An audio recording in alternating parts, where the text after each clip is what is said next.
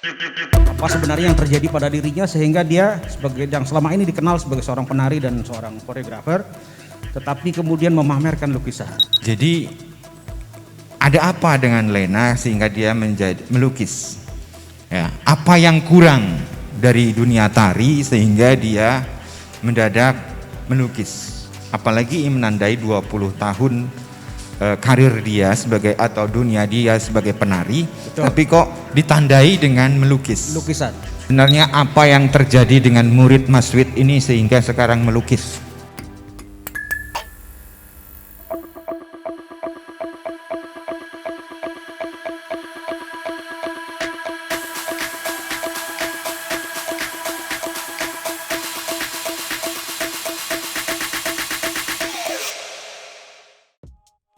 Ada apa dengan Lena sehingga dia menjadi melukis? Ya, apa yang kurang dari dunia tari sehingga dia mendadak melukis? Apalagi menandai 20 tahun karir dia sebagai atau dunia dia sebagai penari. Betul. Tapi kok ditandai dengan melukis? Lukisan. Ini sebetulnya tidak lepas dari tanda petik kenakalan Lena.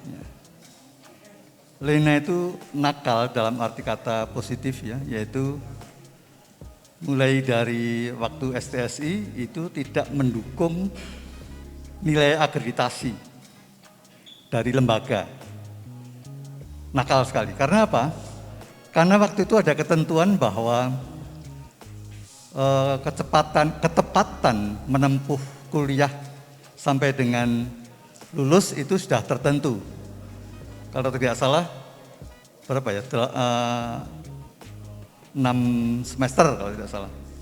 Tapi kemudian dia lebih dari 6 semester. Tapi di dalam berbagai rapat saya mengatakan bahwa sekolah seni itu semakin lama semakin baik.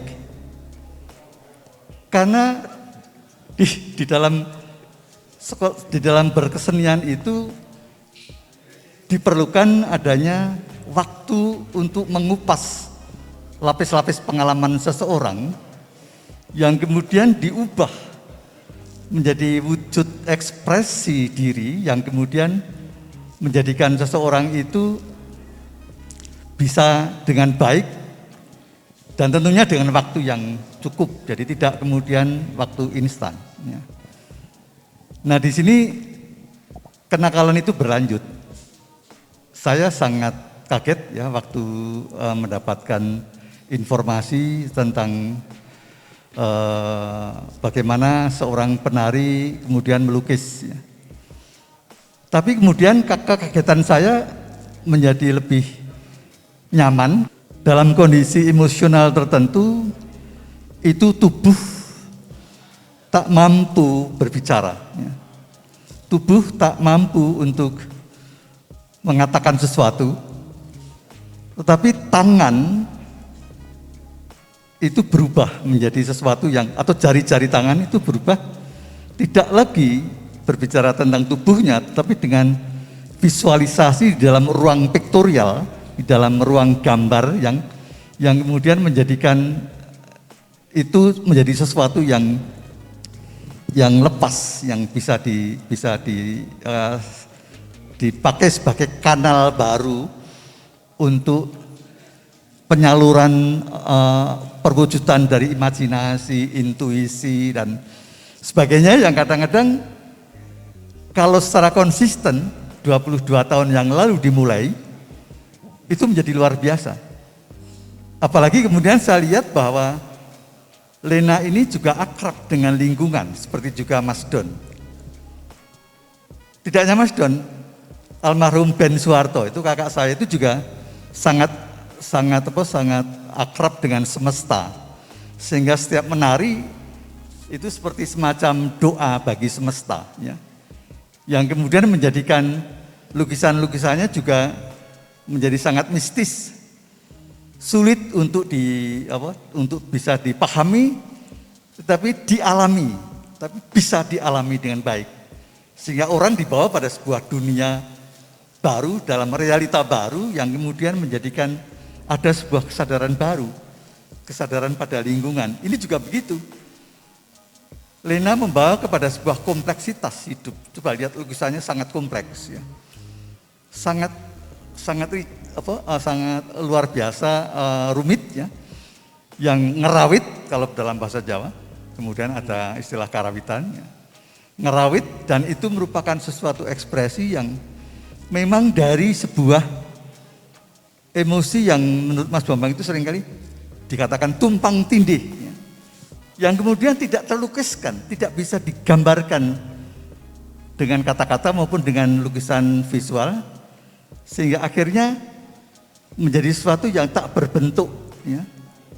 Atau bisa dikatakan sebagai non-representasional.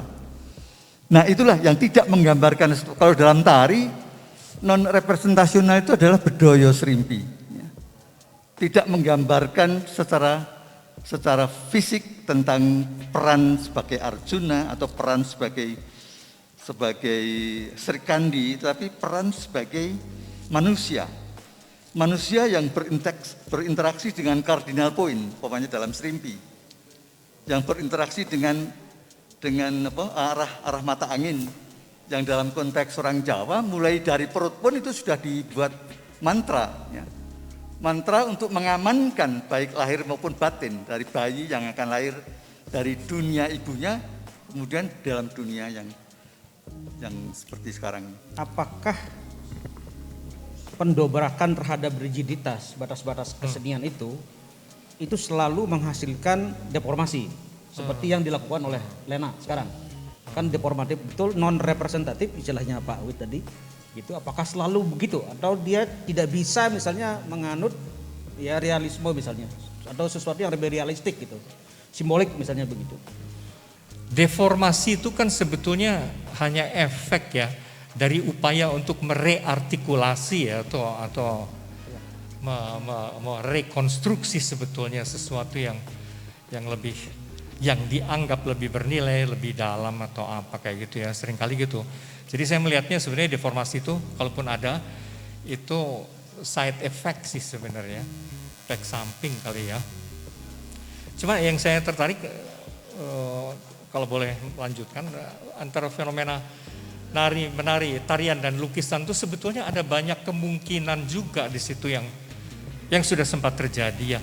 Artinya tarian berfungsi apa gitu ya, korelasi macam apa dengan lukisan itu. Tarian bisa merupakan respons atas sebuah lukisan gitu. Bisa, tapi juga tarian bisa merupakan tindakan melukis itu sendiri gitu ya, sambil menari kan bisa juga gitu kan ya. The act of painting itu juga bisa merupakan tarian. Tapi bisa juga bagaimana lukisan dan sudah banyak dilakukan di museum-museum besar di dunia barat. Bagaimana lukisan-lukisan masterpiece ditafsirkan ulang oleh para penari ya. Kemudian ditarikan gitu ya, ditarikan. Nah itu transformasi. Jadi bagaimana lukisan ditransformasi menjadi tarian gitu. Nah tapi kemungkinan lain lagi, saya ada tarian-tarian itu menjadi bagian dari lukisan gitu ya. Tarian adalah bagian dari lukisan, kayak secara pop sih muncul dan bagus sekali sebenarnya di di film namanya Step Up Revolution, tarian ini loh tarian jalanan yang bagus. Nah itu bagus sekali bagaimana lukisan-lukisan abstrak elemennya itu orang gitu, dan pada titik tertentu dia bergerak ya gitu kan, dan lukisan itu berubah menjadi tarian dengan kata lain.